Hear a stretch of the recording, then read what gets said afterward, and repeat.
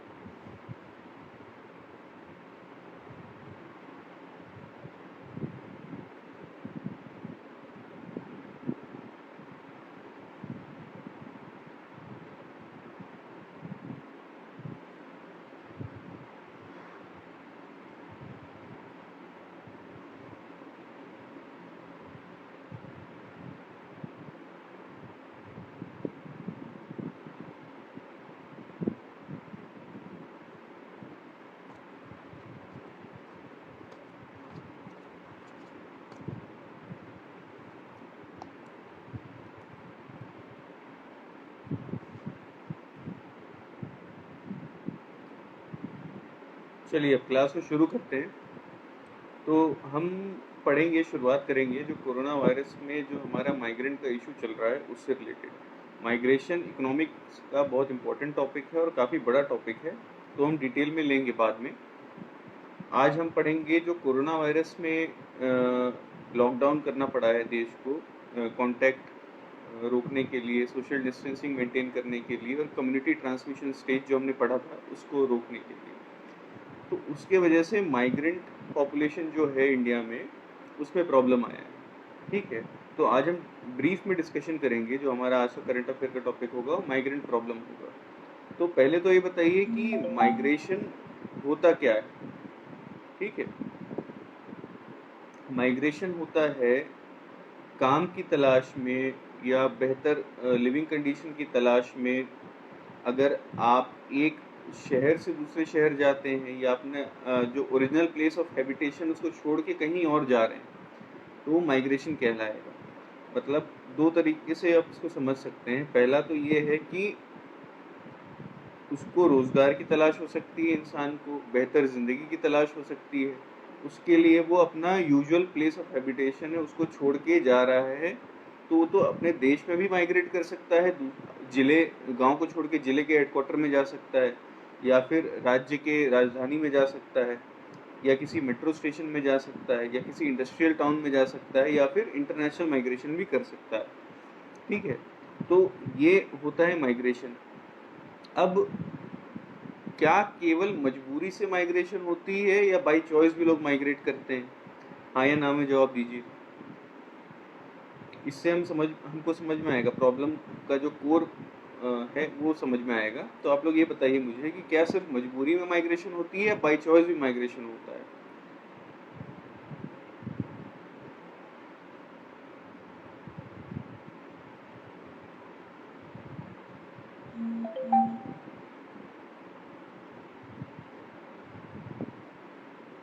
Both, बिल्कुल सही है। बाई चॉइस और मजबूरी जो रहता है, कंपल्शन जो रहता है, उसके कारण भी होता है।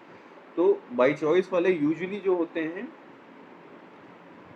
यूजुअली बाई चॉइस वाले स्किल्ड माइग्रेंट्स होते हैं। अनस्किल्ड भी हो सकते हैं, लेकिन यूजुअली स्किल्ड माइग्रेंट ज़्यादा होते हैं बाई चॉइस वाले। तो एक तो ये मिसकंसेप्शन नहीं होना चाहिए कि माइग्रेशन सिर्फ गरीब आदमी करता है, या अनस्किल्ड आदमी करता है, या एग्रीकल्चर लेबर करेगा। माइग्रेशन स्किल्ड और अनस्किल्ड दोनों कर सकते हैं। वैसे ही अगर इंडिया के पर्सपेक्टिव में डेवलपिंग कंट्री की बात की जाए तो एक ब्रेन ड्रेन का इशू भी माइग्रेशन से जुड़ा है। तो ब्रेन ड्रेन क्या होता है उसके बारे में बताइए। माइग्रेशन से खासकर डेवलपिंग कंट्रीज में एक फिनोमिना देखा गया है जिसको ब्रेन ड्रेन बोला जाता है। वो ब्रेन ड्रेन क्या मतलब होता है उसका, आप कोई बता सकता है इसको एक लाइन में?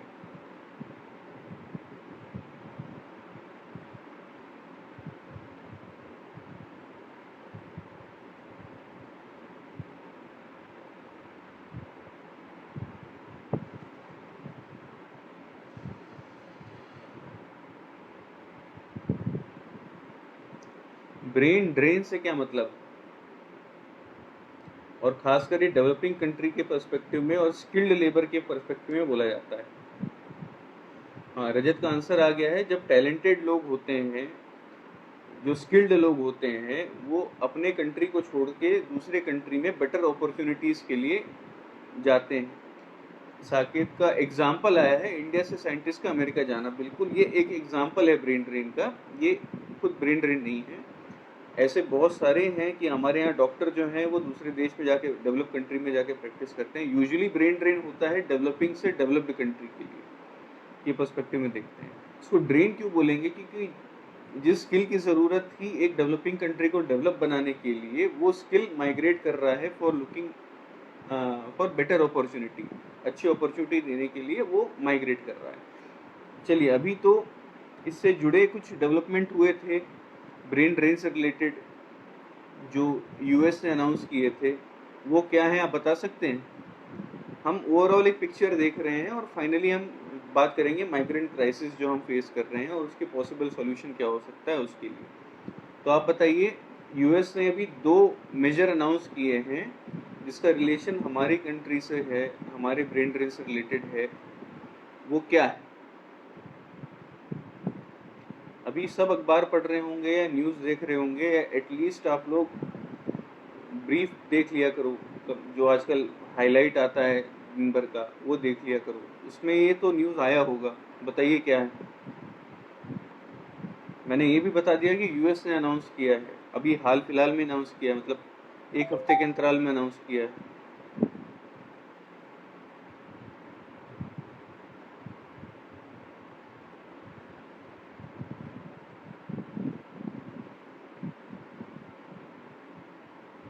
यूएस ने 2 मेजर अनाउंस किए हैं। पहला है आपका H1B वीज़ा जो है, उसके लिए एप्लीकेशन को पूरी तरीके से रोक लगा दी गई है कुछ टाइम के लिए, जब तक कि कोरोना वायरस का चल रहा है। ओवरऑल इमिग्रेशन को, जैसे रजत ने बोला है, 6 महीने के लिए बंद कर दिया है। H1B वीज़ा के लिए भी बहुत ज़्यादा रिस्ट्रिक्शन लगा दी है। उसके साथ साथ क्या किया है, ग्रीन कार्ड के लिए सारे एप्लीकेशंस को फिलहाल रोक दिया गया है। ग्रीन कार्ड क्या होता है? एक तरह से यूएस का सिटीजन बनने का एक स्टेप होता है। पहले आप वीज़ा पे रहेंगे, फिर आपको ग्रीन कार्ड मिलेगा, बाद में आप सिटीजन बनेंगे, ठीक है। तो इसमें क्या हुआ है, एक तो ओवरऑल इमिग्रेशन 6 महीने के लिए बंद कर दिया गया है। H1B जिसको ज़्यादातर इंडिया के लोग चाहते हैं कि H1B वीज़ा लेके जाएंगे, वो उस पर ऊपर रोक लगा दी गई है, टेम्पररी रोक लगा दी गई है। उसके साथ साथ आपका ओवरऑल जो ग्रीन कार्ड का पॉलिसी होता है, जो एक स्टेप आगे है सिटीजन बनने के लिए यूएस के लिए, तो वो उस पर रोक लगा दी गई है। तो ये एक इशू है जो ब्रेन ड्रेन से रिलेटेड था, डायरेक्टली हमारे माइग्रेंट से रिलेटेड नहीं है, क्योंकि हमने स्किल्ड माइग्रेशन को देखा, इंटरनेशनल माइग्रेशन को देखा, ब्रेन ड्रेन को देखा, तो इसलिए हमने यूएस के पर्सपेक्टिव में बात की, ठीक है। अब हम बात करते हैं हमारे यहाँ जो माइग्रेंट क्राइसिस हुआ है, जो लॉकडाउन के समय पर माइग्रेंट क्राइसिस हुआ है, पहले उसका कारण बताइए। क्या एक स्किल्ड माइग्रेंट के लिए हुआ है, या अनस्किल्ड के लिए हुआ है, या बोथ? ठीक है, आप पहले मेरे को जवाब दीजिए। अब उसको भूल जाइए, ब्रेन ड्रेन को भूल जाइए, आगे बढ़ते हैं। जो अभी लॉकडाउन के समय माइग्रेंट क्राइसिस हुआ है, वो स्किल्ड का हुआ है, अनस्किल्ड का हुआ है, या बोथ का हुआ है?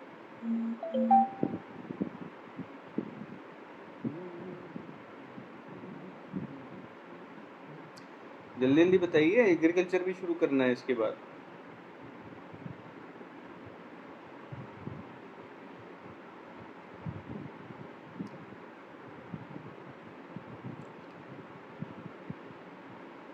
बोथ का हुआ है, तो आपके लिए माइग्रेंट क्राइसिस जो हुआ है वो both skilled and unskilled migrant. आपके ज़्यादातर स्किल्ड माइग्रेंट्स है बेंगलोर, हैदराबाद, नोएडा, गुड़गांव, ऐसी जगहों पे, ठीक है। लेकिन ज़्यादा जो प्रॉब्लम क्रिएट हुई है वो अनस्किल्ड की वजह से हुई है। हम मोर प्रॉब्लम अनस्किल्ड की बात है जो अभिनव बोल रहे हैं, साकेत जो बोल रहे हैं, लेकिन प्रॉब्लम दोनों को हुई है, स्किल्ड एंड अनस्किल्ड बोथ। क्योंकि कंप्लीट लॉकडाउन हुआ है, तो स्किल्ड माइग्रेंट भी जो हैं वो अपने घर वापस नहीं जा पा रहे हैं, तो उनको भी तकलीफ़ें हो रही हैं। लेकिन उससे ज़्यादा बड़ी तकलीफ हुई है, जो डे टू डे सर्वाइवल की प्रॉब्लम हुई है, वो ज़्यादातर स्किल्ड की हुई है, ठीक है। तो सॉरी, अनस्किल्ड की हुई है। तो हमारे यहाँ पे ज़्यादातर माइग्रेशन होता है रूरल पॉपुलेशन से अर्बन एरिया में, जॉब लेने के लिए, सर्वाइवल को ठीक करने के लिए। क्योंकि हमने कल देखा था, इसका लिंक हम आज कैसे बनाएंगे, हमने ये देखा था कि हमारे यहाँ इंडिया में 50% से ज़्यादा पॉपुलेशन है वो एग्रीकल्चर से जुड़ी हुई है। और हमने ये भी देखा था कि एक सर्वे हुआ था 16-17 में, जिसमें ये बोला गया था कि average income of farmer from all the activity, चाहे वो वेज से रिलेटेड हो, चाहे वो लाइफ स्टॉक पशुपालन से रिलेटेड हो, या फिर कल्टीवेशन से रिलेटेड हो, सब कुछ मिला के 9,000 रुपये प्रति माह होती है। ठीक है, तो ये हमने देखा था एवरेज मंथली इनकम। तो इसको सप्लीमेंट करने के लिए माइग्रेशन होता है। माइग्रेशन हम डिटेल में पढ़ेंगे, बहुत अलग अलग तरीके के माइग्रेशन होते हैं। अभी हम ध्यान दे रहे हैं खासकर जो माइग्रेशन हुआ है बड़े लेवल पर, जो मुंबई, नोएडा, दिल्ली, आपका पुणे और ये बेंगलोर, हैदराबाद, इस तरफ हुआ है। केरल में भी माइग्रेंट हैं, आपके JNK में भी माइग्रेंट हैं। ठीक है, अलग अलग शहरों के, ज़्यादातर यूपी और बिहार के माइग्रेंट हैं। ठीक है, तो ज़्यादा अच्छी वर्क अपॉर्चुनिटी, ज़्यादा अच्छी लिविंग और ज़्यादा अच्छा वेज पाने के लिए ऐसे शहरों में जाते हैं। तो इसमें क्या सबसे बड़ी प्रॉब्लम थी जो बाहर आई थी? आप मुझे प्रॉब्लम बताइएगा, इन्यूमरेट करिए कि पहली प्रॉब्लम ये आई थी, दूसरी प्रॉब्लम ये आई थी, तीसरी प्रॉब्लम ये आई थी। इन्यूमरेट करिए। ऐसा नहीं कि एक आदमी को तीनों बताने, एक आदमी एक बता के चुप रह सकता है, बाकी लोग उसको पूरा करेंगे। शुरू करिए। इंटरेक्टिव क्लास रखनी है, क्योंकि ऐसे वन वे में समझ में नहीं आता है कि आप लोगों को पता है या नहीं है, समझ में आ रहा है नहीं आ रहा है। ठीक है,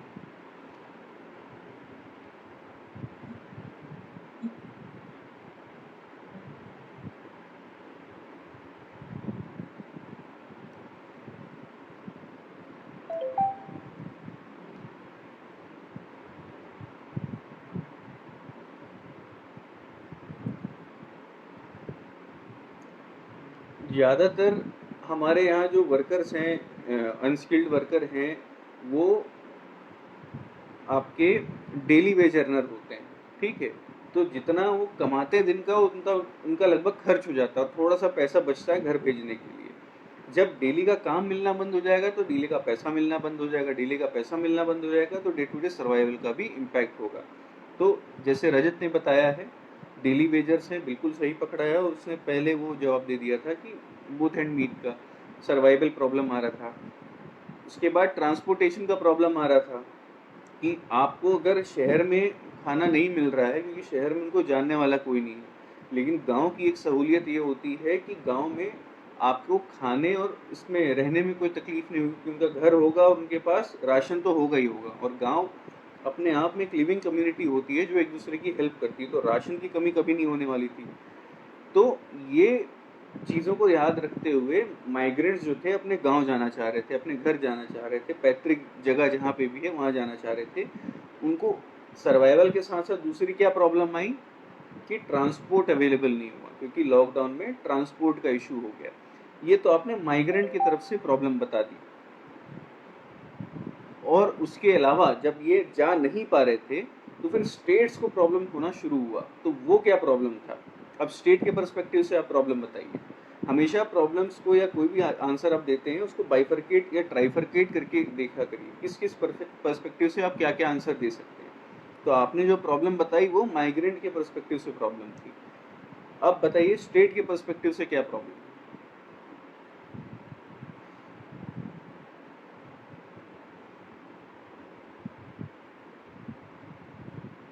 सबसे पहला जो स्टेट में प्रॉब्लम हुआ था वो क्या हुआ था? कोरोना वायरस की पर्सपेक्टिव में बता सकते हैं, एक ओवरऑल जनरल प्रॉब्लम भी बता सकते हैं। और जल्दी बताएंगे तो बढ़िया होगा, क्लास उतनी जल्दी आगे बढ़ेगी।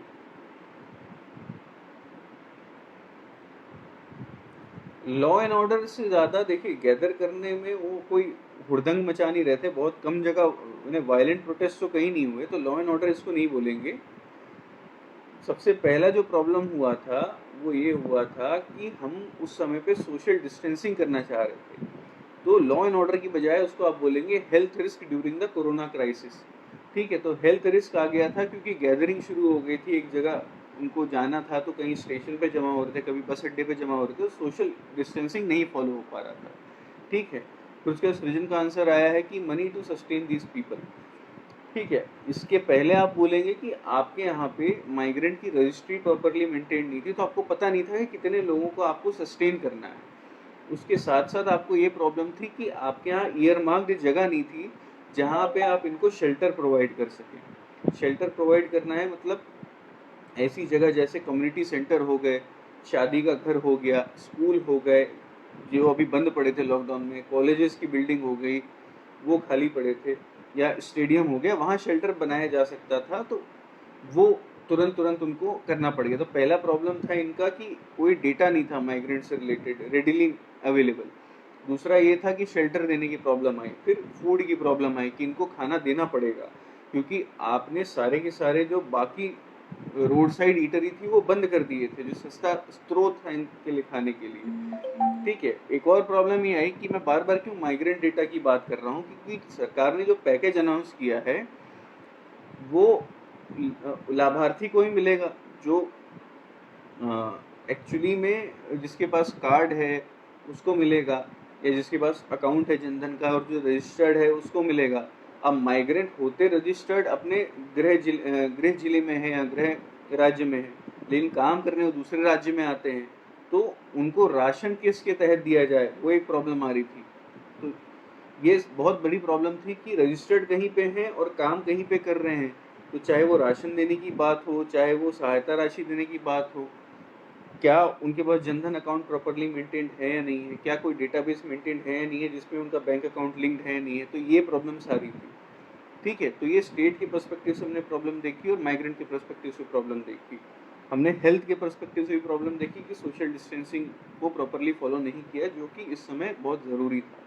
अब आप मुझे प्रॉब्लम्स तो हमने गिना दी, हमारा काम है सॉल्यूशन के पॉइंट ऑफ व्यू से देखना, क्योंकि कोई भी आंसर आप यूपीएससी का लिखेंगे तो इन्यूमरेट ये सारी प्रॉब्लम करने के बाद आपको एक सॉल्यूशन भी प्रोवाइड करना रहता है। तो आप सॉल्यूशन पॉइंट ऑफ व्यू से बताइए कि आप क्या क्या शॉर्ट टर्म और लॉन्ग टर्म सॉल्यूशन इसके बारे में बताएंगे। पहले बताइए शॉर्ट टर्म सॉल्यूशन, मुझे कुछ शॉर्ट टर्म सॉल्यूशन दीजिए और कुछ लॉन्ग टर्म सॉल्यूशन दीजिए। अभी टाइम दे रहा हूँ आपको शॉर्ट टर्म सॉल्यूशन देने के लिए।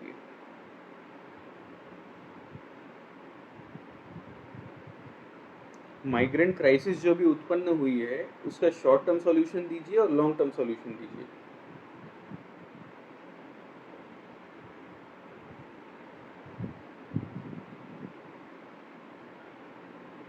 शॉर्ट टर्म सिचुएशन के लिए आप सर्वाइवल की बात आपको करना पड़ेगा, तो आप सर्वाइवल से रिलेटेड सॉल्यूशन पहले शॉर्ट टर्म में दीजिए। फिर लॉन्ग टर्म में बेटर मैनेजमेंट की, फ्यूचर में ऐसा ना हो। और अभी जो अगर ये लंबा चलता है कि लॉकडाउन आपको बढ़ाना पड़ गया, तो उस समय आप लॉन्ग टर्म सॉल्यूशन भी दे सकते हैं।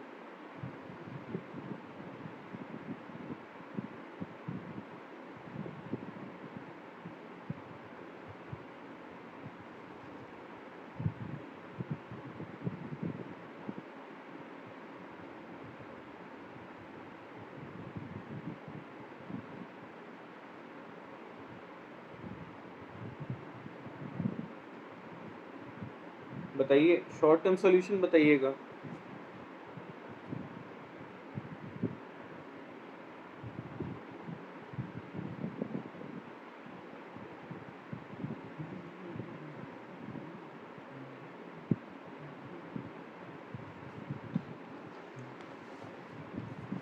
बताइए शॉर्ट टर्म बताइए, फिर लॉन्ग टर्म देखेंगे। चलिए, शायद आप लोग का नेट स्लो चल रहा है या लिख नहीं पा रहे हैं। शॉर्ट टर्म सॉल्यूशन है सर्वाइवल के सॉल्यूशन। तो जो हमने बताया था आपका कि छत देने के लिए आप ऑलरेडी जो आपके गवर्नमेंट की बिल्डिंग है जो अभी खाली है लॉकडाउन की वजह से, उसमें रहने का इंतज़ाम कर सकते हैं।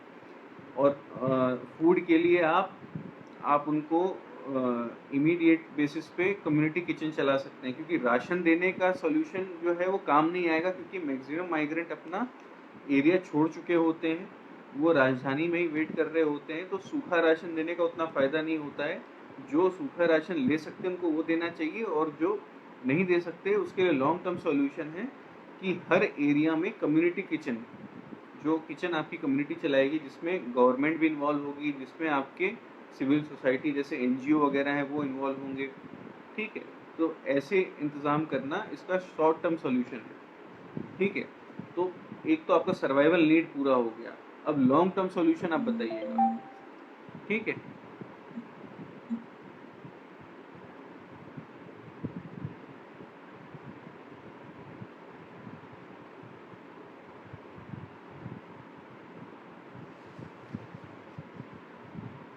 अब लॉन्ग टर्म सॉल्यूशन आप मुझे बता दीजिए।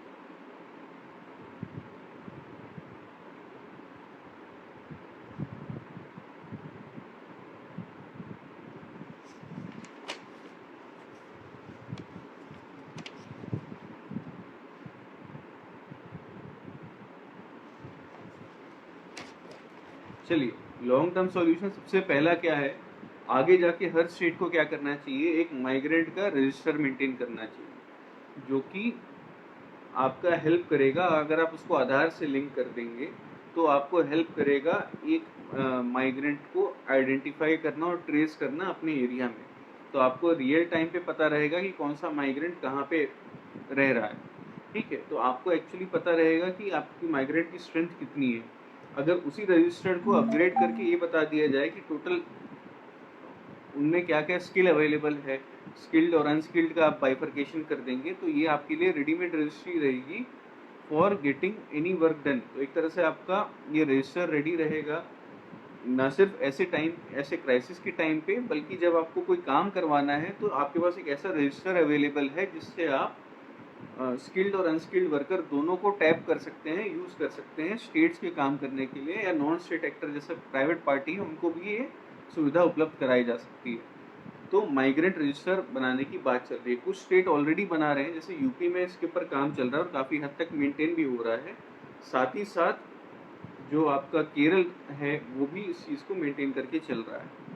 ठीक है, दो तरीके के रजिस्टर मेंटेन करने पड़ेंगे आपको। उसमें एक होगा कि आपके राज्य के कौन से माइग्रेंट हैं जो बाहर जा रहे हैं, दूसरा आपके राज्य में कौन से बाहर के माइग्रेंट आके काम कर रहे हैं। ठीक है, तो दोनों तरीके का रजिस्टर मेंटेन करना ज़रूरी है। ये यूजुअली तब किया जाता है जब कोई बड़े बड़े धार्मिक तीर्थ यात्राओं पे निकलता है, तो हर स्टेट अपने यहाँ पे जितने भी धार्मिक टूरिस्ट आ रहे हैं उनका लिस्ट बनाता है, या उनके यहाँ से जितने भी धार्मिक टूरिस्ट जा रहे हैं उनका लिस्ट बनाता है। तो ये प्रैक्टिस ऐसी नहीं है कि यूनिक नई प्रैक्टिस हम सजेस्ट कर रहे हैं, ऑलरेडी एक प्रैक्टिस है, उसको हम थोड़ा सा मॉडिफाई करके सजेस्ट कर रहे हैं। ठीक है, तो ये आपका पहला सॉल्यूशन रहेगा। दूसरा ये रहेगा कि आपका जो प्रोसेस है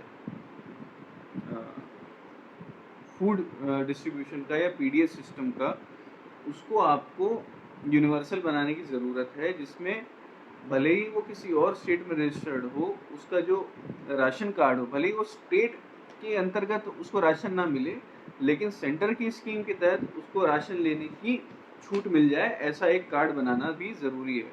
ठीक है, तो आपको यूनिवर्सल एप्लीकेबिलिटी ऑफ पीडीएस जो स्टेट के बॉर्डर को हटा देगा एक तरह से, वो प्रैक्टिस में लाना पड़ेगा, ताकि खाद्य सुरक्षा भले ही वो किसी और स्टेट में रजिस्टर्ड हो, उसको दूसरे स्टेट में भी मिल जाए ये सुविधा।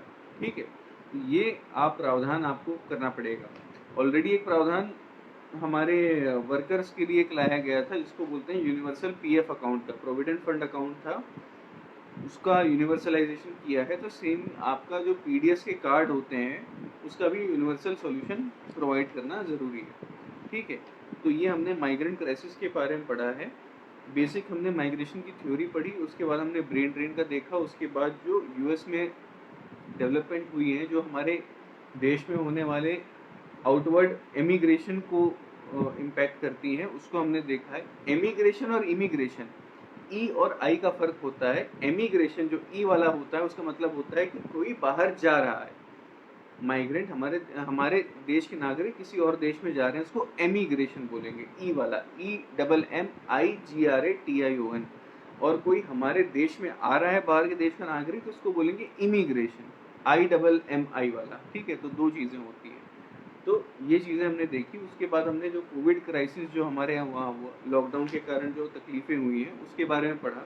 हमने ये देखा कि स्टेट के पर्सपेक्टिव से और माइग्रेंट के पर्सपेक्टिव से क्या प्रॉब्लम आई, और शॉर्ट टर्म और लॉन्ग टर्म सॉल्यूशन हम क्या सजेस्ट कर सकते हैं वो देखा। इसमें कोई भी डाउट है तो आपके पास 20 सेकंड है, आप लोग बता सकते हैं, फिर हम अगला टॉपिक पढ़ेंगे।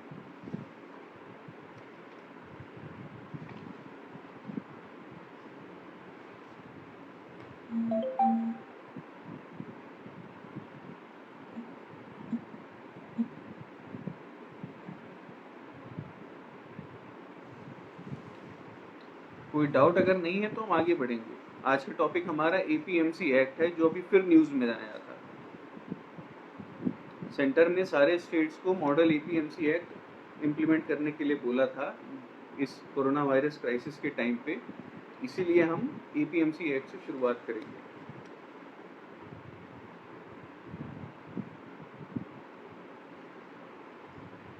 आज बहुत अच्छा आर्टिकल आया है शुगर से रिलेटेड।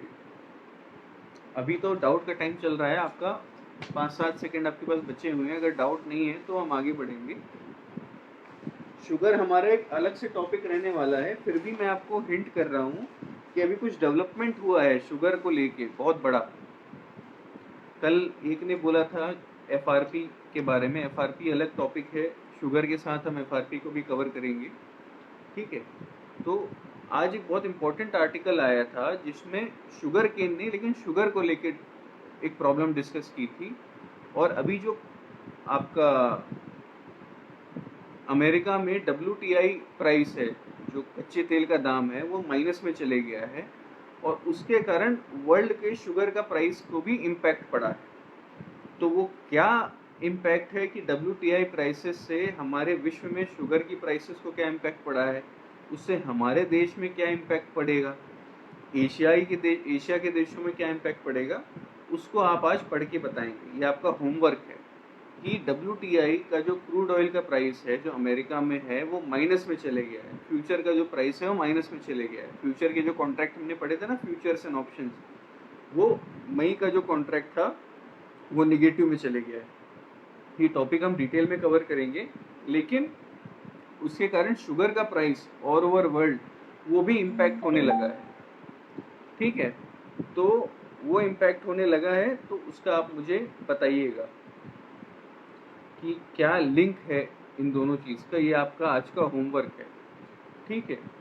तो ये होमवर्क है। अब आपका डाउट भी नहीं आया है, आपको एक होमवर्क भी मिल गया है। और एक और मैं होमवर्क देता हूँ आपको कि आप CACP की ऑफिशियल वेबसाइट जाके उसको स्टडी करेंगे। Commission on agriculture cost and prices है, उसकी वेबसाइट को जाके आप स्टडी करेंगे। ये आपका दूसरा होमवर्क है आज का। इन दोनों होमवर्क को हम कल डिस्कस करने वाले हैं, ठीक है।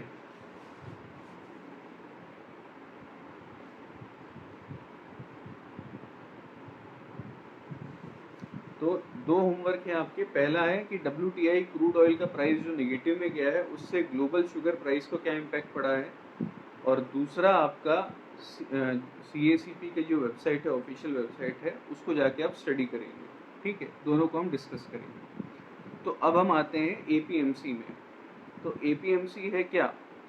APMC का कोई फुल फॉर्म बताना चाहेगा मुझे?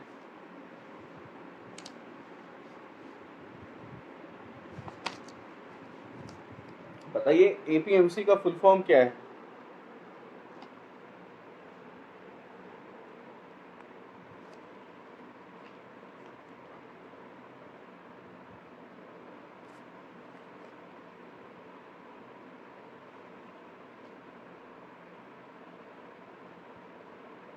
अच्छा, आप लोग के कमेंट्स अब आने शुरू हुए हैं, अब मेरे को दिखना शुरू हुआ है, ठीक है। One nation one ration card बिल्कुल सही है, बहुत बढ़िया है। अब मेरे को दिखना शुरू हुआ है, ठीक है। अब चलिए, अब आगे बढ़ते हैं। APMC का फुल फॉर्म बता सकता है कोई? Agriculture produce and market committee. तो APMC है एग्रीकल्चर प्रोड्यूस और मार्केट कमेटी। तो उसके नाम में ही इसका डेफिनेशन छुपा हुआ है कि एग्रीकल्चर प्रोड्यूस है, जो हमारे यहाँ जो भी खाद्य पदार्थ उत्पन्न होगा उसको आप मार्केट कहाँ करेंगे, उसके लिए वो मंडी जो बनाई जाएगी और उस मंडी को कैसे हैंडल किया जाएगा, किस तरीके से उसका मैनेजमेंट होगा, इसको तय करता है APMC एक्ट, ठीक है। पुराना सिस्टम जो था APMC का, एग्रीकल्चर प्रोड्यूसर मार्केटिंग, जो ओल्ड स्कीम था, नॉट APMC, ओल्ड स्कीम जो था वो पूरा का पूरा मनी लेंडर बेस्ड था, ठीक है। और मिडिल मैन से घिरा हुआ था पूरे तरीके से। तो क्या होता था कि एक किसान है गांव में, वो अपनी उपज को उगाने के लिए उधार लेगा, ठीक है। उसको बीज खरीदना है, उसको फर्टिलाइज़र खरीदना है, उसको इरिगेशन का इंतज़ाम करना है, तो उसके लिए वो लोन लेगा अपने साहूकार से। उसके बाद क्या होगा, उसी साहूकार के पास फिर वो जाएगा जब उसकी फसल तैयार हो जाएगी। तो उसके खेत में काम करने वाले मजदूर को पेमेंट करना है, उसको पूरा कटाई करना है, उसके बाद उस कटाई को ग्रेडिंग एंड सॉर्टिंग, मतलब उसका पूरा उसको चुनना पड़ेगा उस फसल को अच्छे से। जैसे अगर धान है तो उसकी छटाई होगी, गेहूं है उसकी छटाई होगी, बाकी फसलों की भी छटाई होगी। उसको सॉर्ट किया जाएगा, क्वालिटी वाइज सॉर्ट किया जाएगा। उसको फिर ट्रांसपोर्ट करना है, ट्रांसपोर्ट करने के बाद मंडी में उसको बेचना है, और अगर ज़रूरत पड़े तो स्टोरेज भी करना है। तो ये सारी की सारी ज़रूरतों को पूरा करने के लिए उसके गांव का साहूकार था, वो उसको फंड प्रोवाइड करता था। ठीक है। तो ये आपका जो सेटअप था वो आपका ओल्ड सेटअप था एग्रीकल्चर का। एग्रीकल्चर प्रोड्यूस को बेचने का, उसकी मार्केटिंग करने का ये काम होता था। ठीक है। अब आप आइए मेरे को जो आपका नया स्कीम है, ओल्ड एपीएमसी एक्ट, उसके बारे में बात करते हैं। ठीक है। तो ओल्ड एपीएमसी एक्ट के बारे में मैं क्लास ले चुका हूँ, मैंने ब्रीफ में डिस्कस किया हुआ है एपीएमसी एक्ट को, जब मैंने इलाहाबाद में क्लास ली थी। क्योंकि इम्पोर्टेंट है और अभी फिर न्यूज़ में था तो हम उसको फिर से डिस्कस कर रहे हैं। और एग्रीकल्चर एज अ होल अगर डिस्कस करेंगे तो एपीएमसी एक्ट करना ज़रूरी है डिस्कस। तो अब उसमें क्या है, जो एपीएमसी है, मॉडल एपीएमसी एक्ट अलग है। ठीक है, वो मॉडल है। तो उसके पहले भी एक एपीएमसी एक्ट आया था जो हर राज्य अपने हिसाब से बनाया था। तो ओल्ड एपीएमसी जो एक्ट है उसमें क्या था कि आपका एपीएमसी जो रहेगा वो आपके एग्रीकल्चर के प्रोड्यूस को ऑक्शन से, मतलब नीलामी के तहत खरीदेगा। मतलब किसान अपने प्रोड्यूस को लेकर जाएगा मंडी में, और मंडी में जो लाइसेंस ट्रेडर हैं, जिनको एपीएमसी का लाइसेंस मिला हुआ है, वो नीलामी में उस किसान के सामान को खरीदेंगे। ठीक है। अब जो है इसमें होना तो बहुत अच्छी तरह चाहिए कि आप बोल रहे हैं कि नीलामी हो रही है, मतलब सप्लाई और डिमांड का खेल होगा, एक इक्विलिब्रियम प्राइस मिलेगी। एक ऑफिस से फ़ोन आ गया था जिसकी वजह से रोकना पड़ा इसको।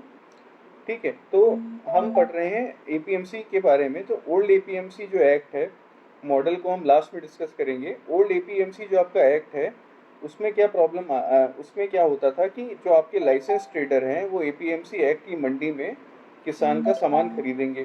ठीक है। तो इसमें क्या हो रहा है कि आपका स्टेट एपीएमसी जो एक्ट है, स्टेट एपीएमसी है उसमें जो, सॉरी बार बार मेरे को ऑफिस से मैसेजेस आ रहे हैं तो थोड़ा सा डिस्टरबेंस हो रहा है। ठीक है। तो हम ये देखेंगे कि ये जो मंडी थी, एपीएमसी की मंडी थी, स्टेट की मंडी थी, जिसमें 10 से 17 मेंबर होंगे, इलेक्टेड भी होंगे, नॉमिनेटेड भी होंगे। ठीक है। और वही जो मेंबर्स हैं वो लाइसेंस प्रोवाइड करेंगे ट्रेडर को। ठीक है। तो ट्रेडर को लाइसेंस प्रोवाइड करेंगे और यही ट्रेडर हैं जो नीलामी में किसान के सामान को खरीदेंगे। लेकिन इसमें कुछ प्रॉब्लम्स आने लगे। क्या किसी को पता है कि क्या प्रॉब्लम आने लगे थे?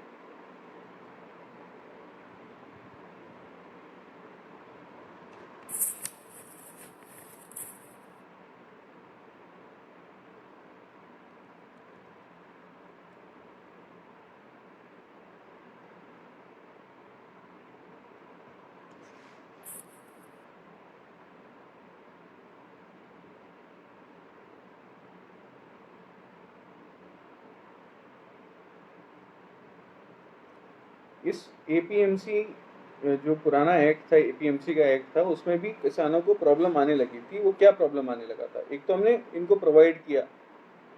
ठीक है। कार्टेल का जो सबसे इम्पोर्टेंट पॉइंट था वो ये था कि कार्टेल फॉर्म होने लगे थे। अब कार्टेल क्या होता है कि जितने भी खरीदार होते हैं जो डिमांड कर रहे हैं, तो कायदे से जो आइडियल इकोनॉमिक सिचुएशन वो होगी, ये होगी कि किसान सप्लायर है, वो सप्लाई करेगा और अलग अलग जो बायर है वो अपनी अपनी बोली लगाएगा। लेकिन अगर सारे के सारे बायर मिलके, सारे के सारे ट्रेडर्स मिलके जिनके पास लाइसेंस है, वो सारे मिलके एक ही बोली लगाएं, वो अपना एक गुट बोल बना लें जिसको कार्टेल कहा जाएगा, वो अपना गुट बना लेंगे। और इस कार्टेल में प्रॉब्लम ये होगी कि जो वो डिमांड करेंगे उसी में किसान को सप्लाई करना पड़ेगा, क्योंकि और कोई अलग दाम कोट करने के लिए रेडी नहीं है। जैसे मैं अपना प्रोडक्ट लेके गया हूँ, मैं बोल रहा हूँ कि मैं प्रोडक्ट को 50 रुपए में बेचूंगा, लेकिन मेरे सामने एक कार्टेल है जो खरीदार हैं, जिनको सिर्फ मैं ही बेच सकता हूँ, मेरे अलावा और कोई उनको बेच नहीं सकता है, या अ, मेरे लिए खरीदार सिर्फ वही लोग हैं। मतलब मुझे बाध्य किया जा रहा है कि एपीएमसी की मंडी में जाके ही मुझे अपना सामान बेचना है। मैं डायरेक्टली जाके किसी बिग बाजार को या फिर फ्यूचर ग्रुप को या फिर किसी और ग्रुप को जाके अपना सामान नहीं बेच सकता, आईटीसी को अपना सामान नहीं बेच सकता। मुझे एपीएमसी में रजिस्टर्ड ट्रेडर को ही बेचना है। तो सारे के सारे ट्रेडर मिलके अपना लाइसेंस लेके एक ही बोली लगाएंगे। जैसे 50 रुपए मैं डिमांड कर रहा हूँ तो सारे मिलकर 30 रुपए की बोली लगाएंगे। तो ये प्रॉब्लम आने लगी कि भले ही आपने किसान को मुक्त कर दिया था साहूकार के सिस्टम से, भले ही वो पूरी तरीके से खत्म नहीं हुआ था, लेकिन आपने भले ही ग्रेडिंग एंड सॉर्टिंग की फैसिलिटी प्रोवाइड कर दी थी, आपने भले ही वहाँ पे साइंटिफिक इंस्ट्रूमेंट लगा दिए थे जिससे तौलने का काम हो जाएगा, वहाँ पे आप प्रोवाइड कर रहे थे किसानों को हमाली वगैरह का जो काम होता है, ढुलाई ढुलाई का जो काम होता है, ढुलाई का जो काम होता है, वो भी वहाँ की मार्केट प्रोवाइड कर रही थी। लेकिन उसके बाद भी क्योंकि कार्टेलाइजेशन हो गया था, उसके कारण किसानों को उनका पैसा वापस नहीं मिल रहा था। ठीक है, तो कार्टेलाइजेशन के कारण बहुत बड़ी दिक्कत हो रही थी। तो निगेटिव बिल का भी कंसेप्ट आया था। निगेटिव बिल क्या होता था, जो हमने कल भी डिस्कस किया था, कि किसान ने अपनी उपज बनाई है, बहुत ही बम्पर उपज बनाई है, तो वो वहाँ एपीएमसी में जाता था। उसको पहले वहाँ जाके कुछ टैक्स पटाना पड़ता है एपीएमसी की सर्विस यूज़ करने के लिए। उसके बाद वो माल को अपना उतारेगा, उसका भी पैसा एपीएमसी को मिलेगा। वहाँ पे जो ग्रेडिंग एंड सॉर्टिंग की फैसिलिटी होती है उसका भी पैसा किसान देगा। उसके बाद उसके सामान को खरीदा जाएगा इतने कम दाम में। ठीक है, तो मान के चलिए उसको उसके सामान का दाम 1000 रुपये तय किया गया है। उसके बाद ट्रांसपोर्ट का खर्चा, माल को बाहर निकालने का खर्चा, उसकी ग्रेडिंग और सॉर्टिंग करने का खर्चा, इवन नाप तौल वाले का खर्चा, मिलाते मिलाते वो 1200 रुपये का बिल बन जाता था किसान का, जो किसान को मार्केट को देना है। तो इसलिए कई बार उसको निगेटिव में पैसा मिलता था, मतलब -200 का बिल बनता था ऐसे किसानों का। तो ये प्रॉब्लम हो गया था। ठीक है, उसके बाद पेमेंट बहुत डिलेड हो जाता था। ठीक है, हमने पुअर प्राइस डिस्कवरी तो देख लिया। साइंटिफिक टर्म अगर यूज करेंगे तो पुअर प्राइस डिस्कवरी जो है वो आपका हमको देखने को मिला है किसानों पे। उसके बाद डिलेड पेमेंट, मतलब जो कम पेमेंट मिल रहा था, इस पुअर प्राइस डिस्कवरी के बाद भी जो पेमेंट मिलता था वो भी डिलेड होता था। ठीक है, अब यूजुअली क्या होता था, ऐसे टाइम पे भी जो रजिस्टर्ड ट्रेडर थे वो बिना कोई सेल स्लिप के, मतलब बिना कोई बिल के किसानों से सामान खरीदते थे। तो जब तक किसान के पास सेल स्लिप नहीं होती थी तो उसका इनकम नहीं दिखता था। जब इनकम नहीं दिखता था तो जो उसको किसान होने की वजह से जो उसको लोन मिल सकता था बैंक से, वो भी मिलना बंद हो गया।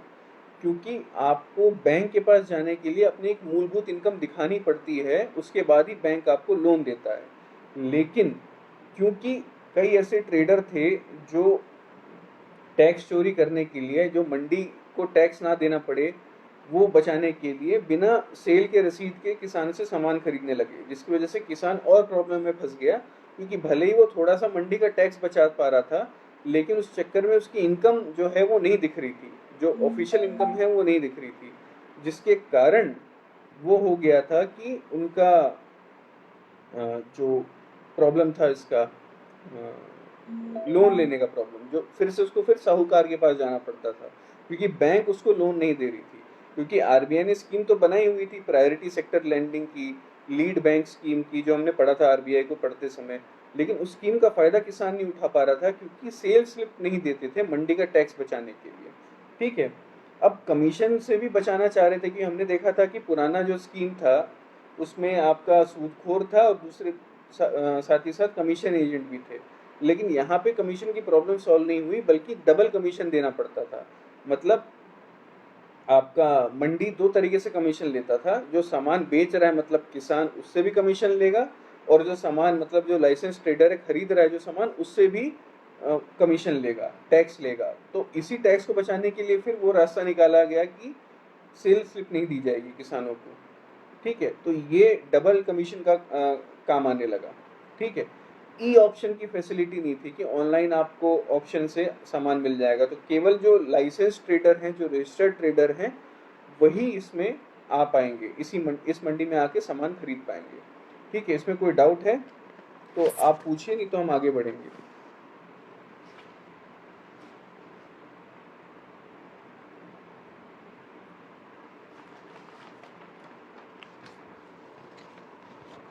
आपका ओल्ड स्कीम था, जो ज़्यादातर जो सूदखोर होते थे, जो साहूकार होते थे, और जो मिडिलमैन होते थे, बिचौलिए होते थे, उनके ऊपर बेस्ड था। वहाँ ना सॉर्टिंग ग्रेडिंग की फैसिलिटी होती थी, ना तो प्रॉपर लोन मिलने की फैसिलिटी होती थी। ठीक है, उसको एक हद तक हमने ख़त्म किया, कल की क्लास में हमने डिस्कस किया था, जो एमएसपी का क्राइटेरिया था उससे। उसके बाद आया old APMC act. Old APMC act में हमने देखा था कि एपीएमसी की मंडी बनाई गई। एपीएमसी मंडी में 10 से 17 कुछ स्टेट के मेंबर थे, जो इलेक्टेड भी होते थे और नॉमिनेटेड भी होते थे। ठीक है, उसके बाद क्या प्रॉब्लम होने लगा कि यहाँ पे कार्टलाइजेशन होने लगा। कार्टलाइजेशन के कारण प्राइस डिस्कवरी भी पुअर हो गई। उसके बाद आपका सेल स्लिप भी प्रोवाइड नहीं करते थे, क्योंकि डबल कमीशन का चक्कर था। सेलर को भी कमीशन देना पड़ता था, बायर को भी कमीशन देना पड़ता था। ठीक है, और साथ साथ में डिलेड पेमेंट भी होता था। ठीक है, और एक और प्रॉब्लम थी कि भले ही आपने मंडी बना दी है, आपने बोला कि इलेक्टेड मेंबर भी रहेंगे और राज्य सरकार की तरफ से नॉमिनेटेड मेंबर रहेंगे, लेकिन फिर भी इलेक्शंस जो थे वो बहुत डिलेड होता था। ठीक है, तो डिलेड इलेक्शन है, आपके इलेक्टेड मेंबर आ नहीं रहे हैं। इलेक्टेड मेंबर आ नहीं रहे हैं तो नॉमिनेटेड मेंबर, मतलब जो स्टेट के ब्यूरोक्रेट है, वही मंडी को चलाते थे। तो इसका जो डेमोक्रेटिक सेटअप था, जिसमें किसानों को रिप्रेजेंटेशन मिलने का चांस था, वो भी नहीं होता था प्रॉपरली। तो ये ओल्ड एपीएमसी एक्ट है। इन दोनों में कोई डाउट है तो पूछेगा, नहीं तो हम आगे बढ़ेंगे।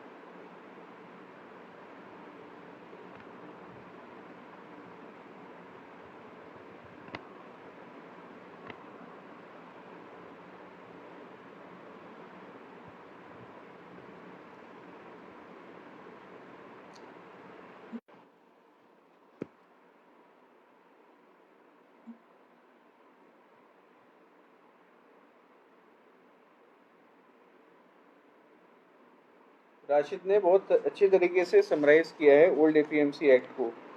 वो शायद इलाहाबाद वाली क्लास में उसने नोट किया होगा, ये हमने पूरा डिस्कस किया हुआ है इलाहाबाद वाली क्लास में। अब जो आता है वो कोरोना वायरस से रिलेटेड डेवलपमेंट है कि अभी हम मॉडल एपीएमसी एक्ट को भी पढ़ेंगे।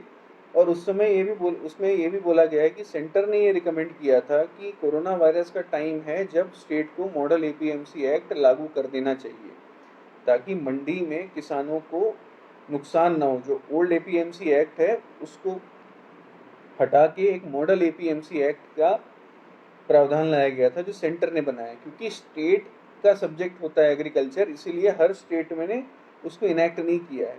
तो मॉडल एपीएमसी एक्ट जो है गाइडलाइन के तहत सेंटर ने बना तो दिया, लेकिन केवल 16 राज्यों ने इसका पालन किया है, बाकी राज्यों ने इसका पालन नहीं किया है। ठीक है, तो इस समय जब कोरोना वायरस का टाइम चल रहा था, तो सेंटर ने बोला था कि मॉडल एपीएमसी को लागू कर देना चाहिए राज्यों को। तो इसीलिए ये न्यूज़ में है और आपको तैयार रखना चाहिए टॉपिक। अब आते हैं मॉडल एपीएमसी एक्ट में। तो हमने अभी डिस्कस किया कि केवल 16 राज्यों ने इसको अडॉप्ट किया है।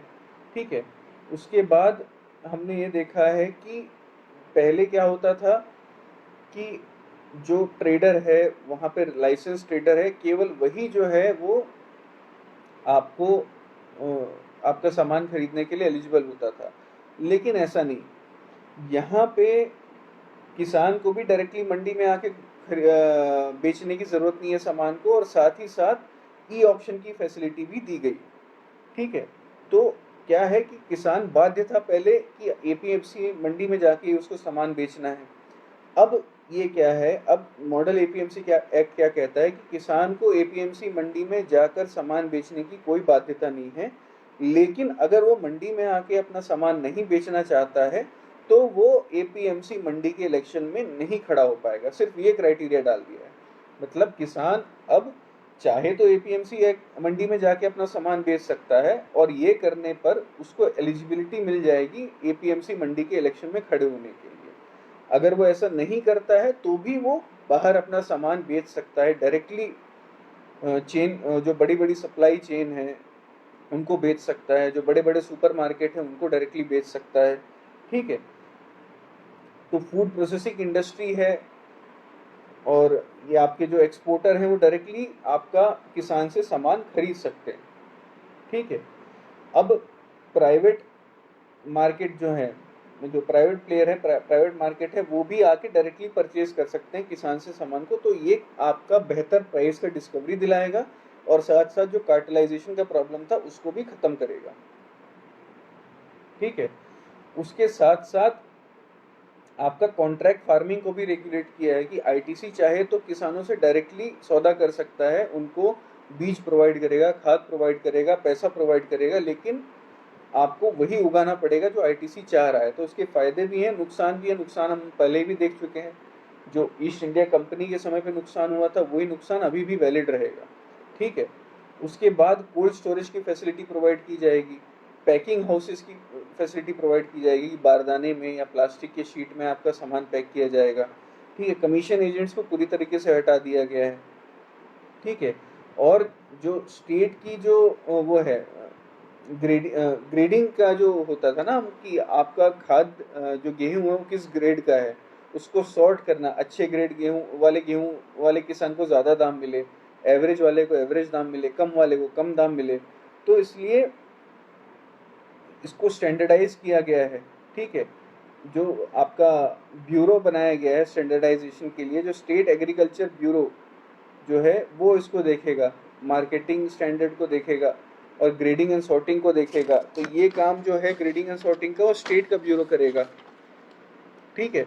तो ये सारे फायदे आपके मॉडल एपीएमसी एक्ट में हैं, लेकिन उसके बाद भी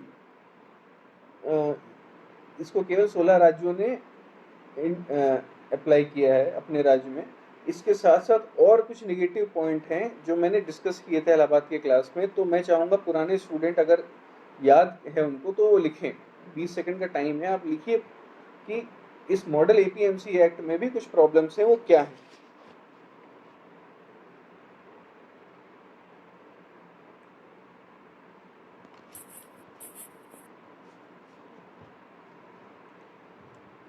देखिए,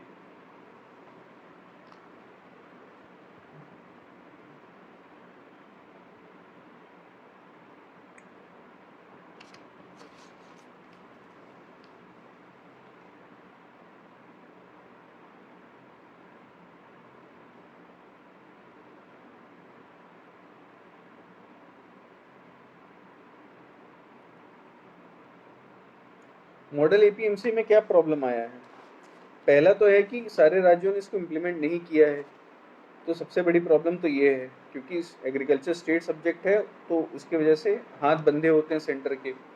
उसके साथ साथ और क्या प्रॉब्लम आता है कि हर स्टेट ने इसको यूनिफॉर्मली है वो नहीं इम्प्लीमेंट किया है, अब हर स्टेट ने अपने तरीके से इसको इम्प्लीमेंट किया है। जैसे आंध्र प्रदेश में रायतू बाजार का कंसेप्ट आया है, और साथ ही साथ 50,000 का जो लाइसेंस है वो मांगा जा रहा है प्राइवेट प्लेयर से कि आप अपनी मंडी लगाना चाहते हैं तो आपको मिनिमम जो है 10 करोड़ का प्रोजेक्ट लगाना पड़ेगा, और ये काम करने के लिए लाइसेंस आपको 50,000 का लेना पड़ेगा। तो एक तरह से आप रोक रहे हैं प्राइवेट प्लेयर को अपनी मंडी में उतरने के लिए। उड़ीसा में क्या है कि कोई भी प्राइवेट प्लेयर धान नहीं खरीद सकता, ये एक प्रॉब्लम है। हरियाणा में केवल कॉन्ट्रैक्ट फार्मिंग को अडॉप्ट किया है, बाकी सारी जो प्रोविजन है एपीएमसी एक्ट के उसको नहीं अपनाया है। उसके बाद जो कई स्टेट राज्य हैं वो मंडी सेस लेते हैं प्राइवेट प्लेयर से, तो जैसा आपका आंध्र प्रदेश करता है 50,000 आपका लाइसेंस फीस है प्राइवेट के लिए, वैसे कुछ राज्य हैं जो मंडी सेस के नाम से पैसा लेते हैं, ठीक है। उसके बाद बिहार में आपका मार्केट फीस तो नहीं है, लेकिन लोडिंग अनलोडिंग के चार्जेस अभी भी लग रहे हैं, ठीक है। और बिहार में एसडीएम को इंचार्ज बनाया गया है रादर देन आपके जो किसान हैं और आपके जो ट्रेडर हैं वो, उनको उनके बजाय आपका एसडीएम को इंचार्ज बनाया गया, तो ये कुछ प्रॉब्लम आई है। तो आंध्र प्रदेश की प्रॉब्लम है कि 50,000 का वो लाइसेंस ले रहे हैं, और प्राइवेट पार्टी अगर मंडी के कोई प्रोजेक्ट में उतरना चाहती है तो मिनिमम प्रोजेक्ट उसका 10 करोड़ का होना चाहिए, तो एक हाथ बांधिए यहाँ पे। उड़ीसा में सबसे ज़्यादा उपज धान की होती है, लेकिन धान को प्राइवेट प्लेयर नहीं खरीद सकता। हरियाणा में केवल कॉन्ट्रैक्ट फार्मिंग को ही अलाउ किया गया है। बाकी राज्यों में, कुछ राज्यों में मंडी सेस लगाया जाता है प्राइवेट प्लेयर के ऊपर, तो डिस्करेज हो जाते हैं प्राइवेट प्लेयर इससे। बिहार में रादर देन इलेक्टेड बॉडी जिसमें ट्रेडर हों और किसान हों, वहाँ पे एसडीएम को इंचार्ज बनाया गया है, तो ब्यूरोक्रेट पावरफुल हो गया है। ठीक है, भले ही मंडी के चार्ज नहीं लगते, लेकिन लोडिंग एंड अनलोडिंग के चार्जेस जो हैं वो अनकंट्रोल तरीके से लग रहे हैं। ठीक है, तो ये आपकी चीजें हो गई जो हमने देखा है। अब आप कुछ मेरे को इनिशिएटिव बता सकते हैं या अपने तरीके से कुछ चीजें बताएं जिससे किसानों को बड़ा फायदा हो, मार्केट को और पेनिट्रेट करने के लिए, किसानों को ज़्यादा बेहतर प्राइस डिस्कवरी कराने के लिए ऐसी कौन सी चीज़ें हैं जो आप सजेस्ट कर सकते हैं मुझे?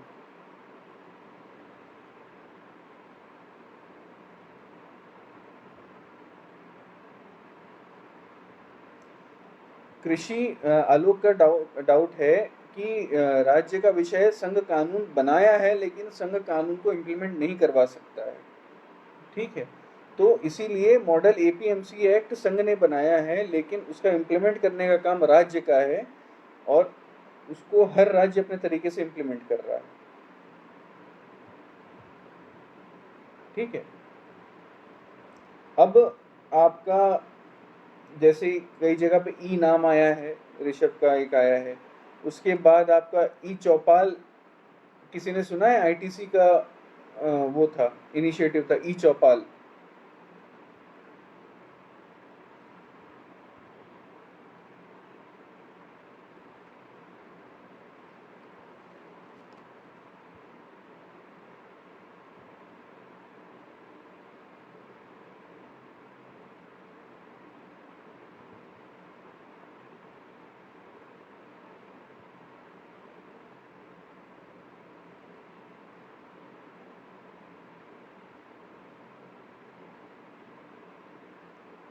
Jam Trinity Jan Dhan Aadhaar mobile, इससे क्या फायदा होगा आप बताइएगा।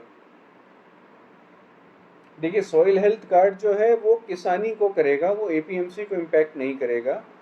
आपका ई चौपाल आईटीसी का इनिशिएटिव है, वो इंडियन टोबैको कंपनी नाम है इसका। ई चौपाल की मदद से किसान अपने एरिया में ई चौपाल में जाकर प्राइस देख सकता है ऑनलाइन, क्या कौन सी प्राइस अवेलेबल है, और उस मंडी में जाके अपना सामान ऑनलाइन बेच सकता है। तो ये ई चौपाल का इनिशिएटिव हो गया।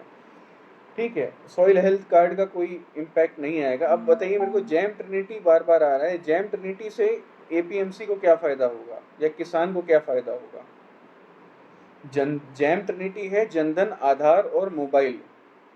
आप कैसे बोल रहे हैं कि जैम ट्रिनिटी से एपीएमसी को फायदा होगा या किसान को फायदा होगा?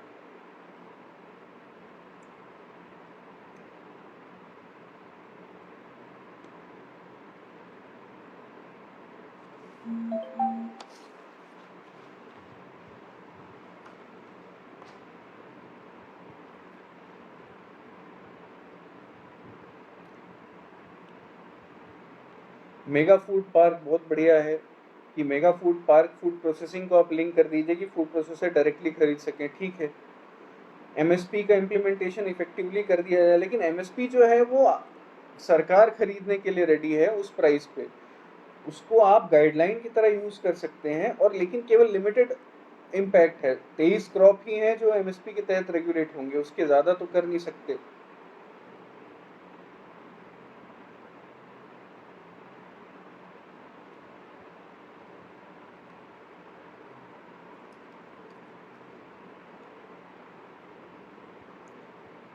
फील्ड कलेक्शन सेंटर बिल्कुल सही है, फील्ड कलेक्शन सेंटर का है। ई नाम जो है वो गवर्नमेंट का ऑनलाइन ट्रेडिंग पोर्टल है, वो भी बिल्कुल सही बताया लोगों ने।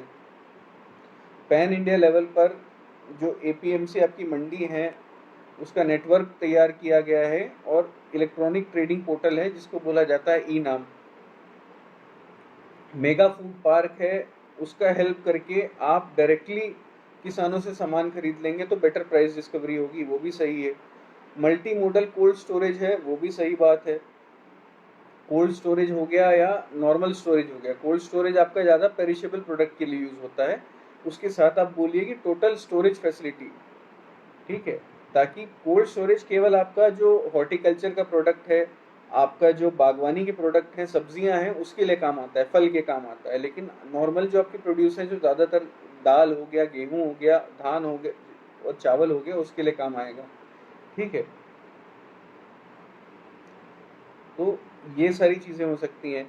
एक ऑनलाइन टोल फ्री नंबर भी आप लिख सकते हैं कि हर किसान एक चौपाल में जाए या इंटरनेट का इस्तेमाल करे। उससे अच्छा है कि आपके पास भले स्मार्टफोन ना हो, लेकिन आप एक फ़ोन, छोटे से फ़ोन से आप एक फ़ोन करके पता कर सकते हैं कि किस मंडी में क्या दाम चल रहा है किस प्रोडक्ट का।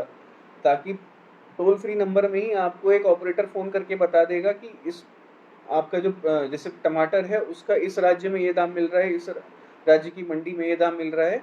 और आप अगर चाहें तो बायर आपको डायरेक्टली कॉल कर लेगा।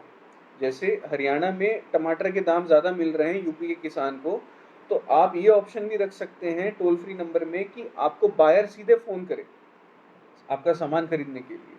उसके साथ साथ एक जो है वो प्रोवाइड करना होना चाहिए आपका, एक सुविधा ये भी प्रोवाइड होनी चाहिए कि ट्रांसपोर्ट फैसिलिटी की कोऑपरेटिव बन जाए। कि जो ट्रांसपोर्ट है वो एक कोऑपरेटिव के फॉर्म में चलने लगे, कि एक जिले के सारे किसानों के लिए एक ट्रांसपोर्ट की फैसिलिटी है जिसको वो खुद यूज़ कर सकते हैं। जिसमें कुछ हिस्सा आएगा किसानों की तरफ से, कुछ हिस्सा आएगा सरकार की तरफ से या सिविल सोसाइटी की तरफ से। ठीक है, किसान कॉल सेंटर का आलोक ने नंबर भी डाल दिया है। तो ऐसा टोल फ्री नंबर देना जिससे किसान रेट का भी पता लगा सके, मंडी रेट का भी पता लगा सके, तो एक ये ज़रूरी है। ठीक है, तो हमने ओवरऑल पढ़ा है कि ओल्ड एक्ट में क्या प्रॉब्लम थी, एपीएमसी एक्ट में, मॉडल एपीएमसी एक्ट आया तो उसमें क्या प्रॉब्लम आई। ठीक है, तो ये सारी चीज़ें समझना, और कैसे आप मार्केटिंग में, आपको सबसे इम्पोर्टेंट चीज़ है कि मिडिलमैन को हटाना है, टैक्सेस कम करना है किसानों के ऊपर, और प्राइस को सही तरीके से डिस्कवर कराना है ताकि सही इक्विलिब्रियम प्राइस जो है बिना कार्टेल की इंटरवेंशन के आपको मिल सके। तो ये सारी चीज़ें हैं जो एग्रीकल्चर मार्केटिंग से रिलेटेड है। उससे पहले आज हमने पढ़ा था डायरेक्टली जो हमारा ये है माइग्रेंट का क्राइसिस था। वो आपका होमवर्क है कि आप आज जाके देखेंगे कि जो WTI क्रूड का प्राइस कम हुआ है, जो निगेटिव में फ्यूचर के कॉन्ट्रैक्ट गए हैं मई के, उससे आपके शुगर के प्राइसेस को क्या इम्पैक्ट पड़ेगा, क्योंकि कल हम पढ़ेंगे डिटेल में शुगर के बारे में। शुगर केवल एक टॉपिक नहीं है, शुगर एक बहुत बड़ा टॉपिक है जो आपका एनर्जी सिक्योरिटी से भी रिलेटेड है। आपका शुगर केन और शुगर दो अलग अलग चीज़ें होती हैं, तो उसमें दो अलग अलग पॉलिटिकल पॉलिसी इनिशिएटिव लेना है। उसके बाद एक्सपोर्ट इंपोर्ट से रिलेटेड क्या रिस्ट्रिक्शन है शुगर के, आपका डायनेमिक क्या है, और हर स्टेट का अपना एक इनिशिएटिव होता है, उसको देखेंगे। एक तरफ आप बात करते थे कि CACP MSP देगा, फिर उसके बाद रंगराजन कमेटी ने बोला कि आपको FRP देना है। उसके बाद आपको बोला जा रहा है कि नहीं, स्टेट एडमिनिस्ट्रेटिव प्राइस भी आएगी शुगर के केस में, शुगर केन के केस में। उसके बाद फिर शुगर केन की प्राइसिंग तो ऐसे डिटरमाइन कर रहे हैं, फिर शुगर के प्राइस को डिटरमाइन करने के लिए भी कई सारे इनिशिएटिव लिए जाते हैं। तो हम ये सब पढ़ेंगे डिटेल में। तो शुगर अपने आप में पूरा बहुत बड़ा टॉपिक है, तो कल का पूरा टॉपिक हमारा शुगर के ऊपर होगा, शुगर केन, शुगर। और ये जो होमवर्क करके आएंगे वो काम आएगा आपका जब हम ये टॉपिक को कवर करेंगे। ठीक है, चलिए, थैंक यू।